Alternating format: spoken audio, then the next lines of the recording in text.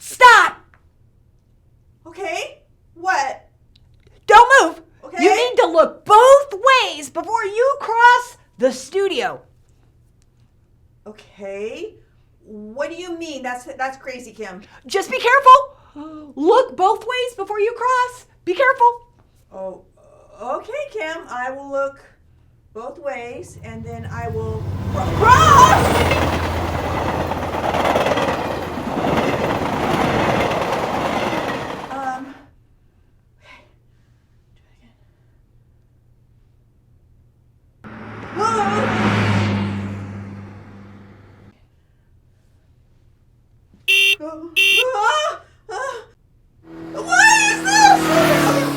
What is this? I'm gonna do this. Here we go. Okay. There's nothing here. Okay. I'm going to.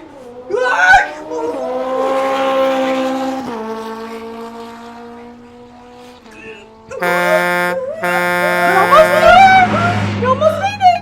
One more. Here we go. I made it. You made it.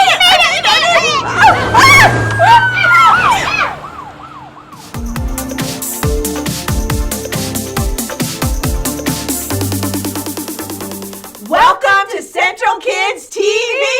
I'm Kim. And I'm Cassandra, and today we'll be talking about respect. RESPECT. Find out what it means to me. RESPECT.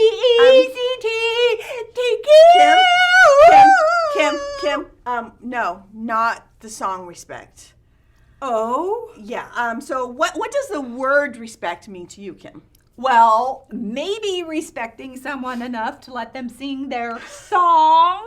Okay, but we're in the middle of a show right now. How about respecting a friend enough to try something new? Yeah, sure.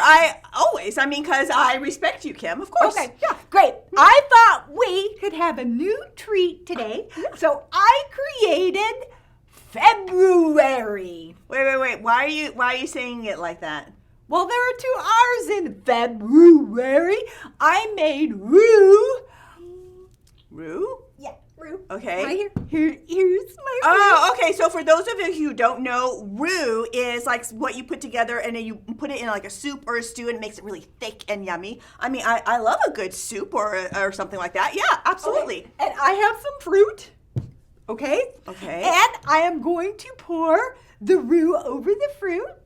Okay. Doesn't it look amazing? And roux is made up of butter and flour and milk. You want me to eat this?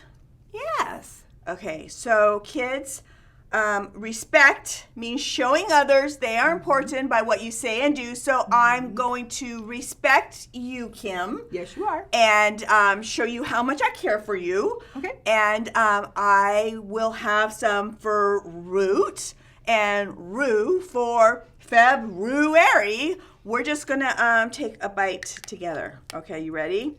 Yeah. All right, here we go. 1, 2, 3. Ooh. Ooh. Oh. The story before the story. Today, we're in the 3rd book of the New Testament, Luke. But before Luke, in the very beginning, out of a deep, deep love, God made an amazing world. But when people turned away from God, the world was broken. God made a plan to draw people back into a relationship. So at the right time, God sent a tiny baby to be born in the small town of Bethlehem, God's very own son, Jesus. When Jesus grew up, he was baptized in the Jordan River. God spoke from heaven. This is my son, and I love him. I am very pleased with him. Which is where our story starts. Take it away. We are starting today with Jesus. After 40 days in the wilderness, Jesus began to go from town to town, teaching and healing. Even though he was God's son, he didn't start out in the capital city of Jerusalem. I bet he could have gone to the fancy rich homes of the religious leaders or stayed wherever he wanted to. Probably, but instead, Jesus met with ordinary, everyday people on hillsides and by the lakeshore. And he chose some of the most unlikely people to be his closest friends and followers. Weren't some of them, I think, weren't they fishermen? Yeah, 4 of them were. Do you remember their names? Peter, Andrew, James, and John. One morning, after a long night of fishing, Peter and his friends had caught exactly 0 fish. Nada. 0 fish? After fishing all night? All that hard work? Yeah. Ugh. I'd be ticked off and just want to go home. That's exactly how I'd feel too. But this morning, Jesus was on the beach. Jesus was standing on the lakeshore, and though it was early, a huge crowd had gathered. They were so eager to get close to Jesus that they jostled and shoved, backing him right up to the water. Was Jesus upset? No, not at all. He simply stepped over onto Peter's boat. Get out a little from the shore. I'm sure Peter was feeling a whole bunch of things about that. He was fishing all night, Yeah. and I'm sure he wanted to get home and go to bed. I'm sure he did. But on the other hand, this teacher that had drawn a huge crowd had singled him out of everyone there to help him. I wonder how Peter felt about being chosen out of everyone to help. And I don't mean to be rude, but he's a fisherman, and after working all night, my guess is he kind of smelled like fish. Yeah, probably, and a little dirty maybe. That's not after all pleasant. night. No. Peter had a choice to make, and Peter, did what Jesus asked him to do. He guided the boat a little way from shore. When Jesus was done speaking, he turned to Peter and said, "Go out into deep water. Let down the nets so you can catch some fish." And Peter replied, "Master, we've worked hard all night and haven't caught anything." Even though Peter couldn't help protesting a little, he already respected Jesus' authority, and he did exactly what Jesus said. Peter guided the boat out into deep water, and he and Andrew let down their nets, expecting more disappointment. But instead, whole schools of fish seemed to appear out of nowhere. What'd they do? Did the nets break? Did they lose all the fish? Did they catch a bunch? No, What happened? Peter called out his fishing partners back from the shore, back out to them. James and John to the rescue. Yeah, they came out with their boats, and it took everyone to reel in the nets. Both boats were overflowed with fish.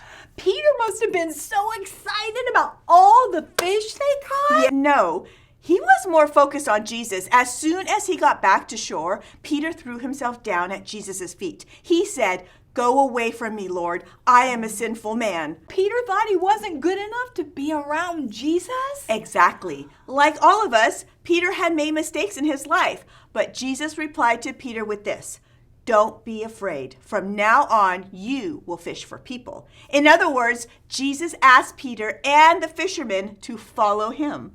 I bet the crowd of people was more than just a little surprised that Jesus chose some of the most common fishermen to hang out with and be his friends. Right away, Peter, Andrew, James, and John hauled their boats up onto the shore.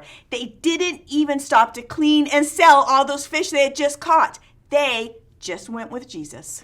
That's incredible. Yeah, and Jesus wasn't finished calling disciples. One day he stopped at a booth where a man named Matthew was collecting taxes. Ew, a tax collector. Yeah, So kids, you need to know that back in Jesus' times, no one liked tax collectors. They hated them. No one even talked to a tax collector unless they really had to. They were usually mean and pushed people around and Yeah. took more of their money than they were supposed to. These men were hired to collect taxes, which is money, from their own people for the Roman government. They would charge people extra money just so they could make more money for themselves. Everybody hated them for that. But Jesus walked right up to Matthew. He said, "Come, follow me."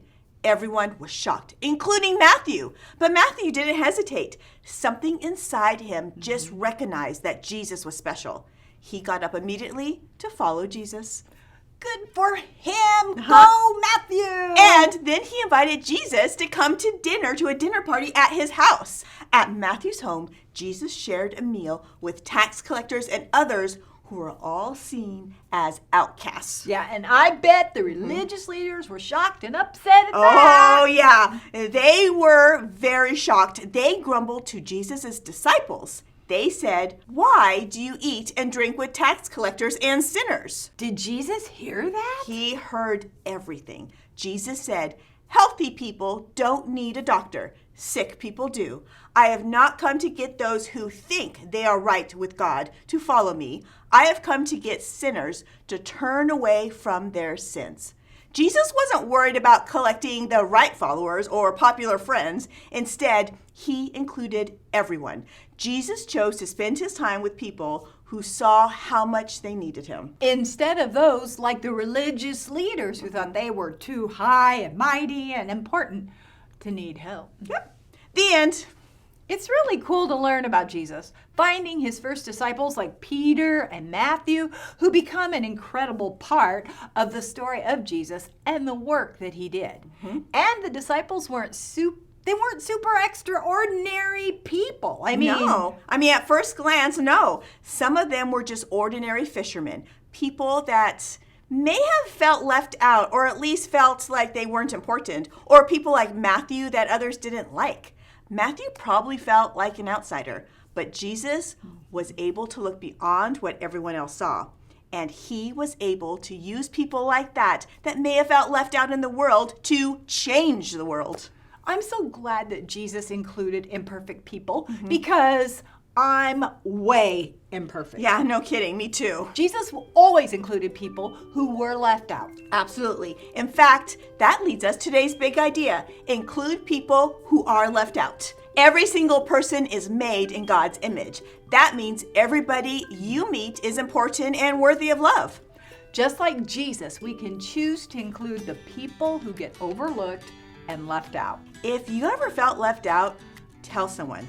Find someone you trust and tell them what you're feeling, and maybe they can help. It's easy to feel left out, but remember, there are people in your life who care about you, and there's a God that created the whole world who cares for you too. And be on the lookout for others who might feel left out. You can be like Jesus to them by including them and showing them God's love. So true! What? Roo. Get it? Like what I'm saying? Why are you saying it like true? Like that? Like because of the roo, earlier, and the feb roo and the all right, guys. Well, it was great to have you guys here today, and we'll see you next time on Central Kids TV. And don't you remember the fruit and the bowls and the roo? All right, now I'm feeling left out.